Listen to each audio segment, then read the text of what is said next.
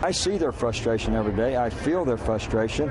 Are we doing enough? Absolutely not. Are we going to do more? And when I say we, it's not just the United States, obviously, it's the entire international community. But people 200 meters from the airport aren't getting enough food. They're not getting any food. Well, I'll take that back in. That's a piece of data that I didn't know. We've got troops here from Canada. We have troops coming from France. That's troops, though. That's fine. But, again, the aid isn't getting out. Well, the international aid that's coming is tremendous as well. We have, as you pointed out, a significant challenge is the distribution of this aid. Today, that's Bill Neely of our British broadcasting partner ITN confronting American Lieutenant General Ken Keane about homeless Haitians, people homeless after the earthquake 8 days ago, people who are encamped within sight of Port-au-Prince Airport who say they have received no food, no water, no aid of any kind.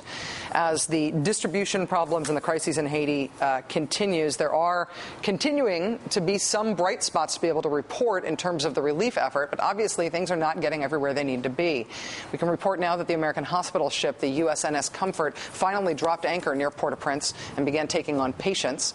Also, incredibly, people are still being pulled out of the rubble alive, including a 15-day-old baby who spent half her life trapped under rubble in Jacmel. Overnight, a brother and sister named Tiki and Sabrina were rescued and not seriously harmed, even after more than a week under the rubble. And the last orphan of a group of 54 made it safely to the U.S. this morning. Her name is Emma. She was supposed to come to Pittsburgh yesterday, but she apparently wandered away just before the plane took off. That plane was arranged by Pennsylvania Governor Ed Rendell, who accompanied these other orphans from an orphanage run by two sisters from Pittsburgh back to his home state. Joining us now from Washington, D.C. is Pennsylvania Governor Ed Rendell. Governor, thanks very much for joining us. It's good to have you on the show. Good evening, Rachel. Can you explain how you got involved with this group of Haitian orphans, and can you tell us how they're doing now? Sure. These are two Pittsburgh natives. They're sisters, not religious sisters, but blood sisters, who have been workers in that orphanage for a long time. In fact, most of the kids consider them their mom and their dad. They call for help after the earthquake. 2 of the 3 buildings of the orphanage were destroyed. The kids were living outside with no sanitation, very little water and food. The sisters called for help to the University of Pennsylvania, University of Pittsburgh Medical Center. Great folks there. They got in touch with me. I got in touch with the State Department, with DHS and Immigration. And by the way, all of the U.S. government agencies were terrific in getting this done. We arranged to get a plane. A private donor paid for a plane with Republic Airlines. We flew down with 25 medical personnel and 2.5 tons of medical supplies for a hospital in rural Haiti. And those supplies, by the way, have gotten to the hospital subsequently. And we got there, and we had been told we could take the orphans out. And in the next 6.5 hours, all hell broke loose. At first, we were told no. Then I got on the phone with Secretary Clinton's chief of staff, and we got that order temporarily reversed. Then the embassy said we could only have 28 of the 54 kids, even though 47 already had adoptive families in the U.S. and Canada. The 2 girls dug their heels in and said, we're not leaving unless everybody goes. We're one family. We get back on the phone, and the National Security Council advisor down there, with the help of Congressman Jason Altmaier, was with us. He called Rahm Emanuel's office. They got back to the NSC chief.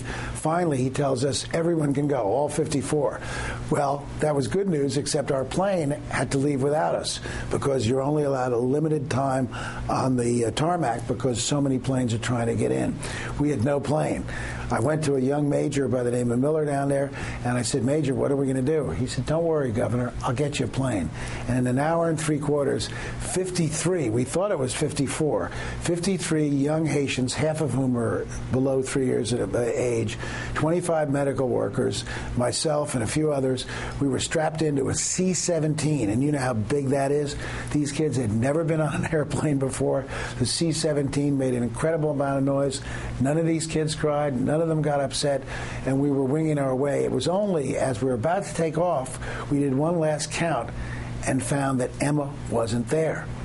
And we told everyone, let's go. The sisters wouldn't leave without Emma. One sister, Jamie, decided to stay behind and look for Emma. The other sister, Allie, wanted to, but I persuaded her that we'd need her at immigration in the U.S., and we sure as heck did. Jamie goes, and we go off we land in Orlando Sanford Airport, get an email. They found Emma. Emma didn't wander away. She fell asleep on the bus, and she didn't make it in to the airport. But Jamie found her on the bus. We arranged for Jamie to fly home. U.S. Air gave them free air traffic home. She's back home in Pittsburgh with 53 other incredible kids. It was a great story. We were on the ground for 6.5 hours. It seemed like 6.5 days, but boy, was it worth it. It's the best single day I've spent as governor. And let me tell you, these Haitian kids are terrific. They were singing. They were full of optimism. And Rachel, you should have seen them when we got off the plane in Pittsburgh. It was snowing. And not one of them had ever seen snow. Not one of them. And listen, be proud of being an American citizen, and be proud of your government. With all the hurdles, we're doing great. I was on the tarmac for 6.5 hours, and I saw the United States military do incredible things in getting planes in and out and getting relief efforts. And I know some people aren't getting aid, but our 2.5 tons of medical supplies made it to this hospital in LaRue that had been partially destroyed. They made it there. We're doing the best we can, and no one but the American military could be doing the job we're doing. So it's a good time to be proud of being an American citizen, and proud of the American people, because our people have responded in incredible ways. We do our best as Americans in times of crisis. It's also an incredible story of you pulling more strings than any other one person in any one story ever. Governor Rendell, it would be a political TV show malpractice for me to have you here and to not ask you a couple of politics questions about what just happened in the United States last night. Can you hold on for a second? We can come back and talk about that? Absolutely. Love to. The interview continues with Pennsylvania Governor Ed Rendell, just back from his whirlwind trip to pick up more than 50 orphans in Haiti. Governor Rendell is our guest again when we come back. Stay with us.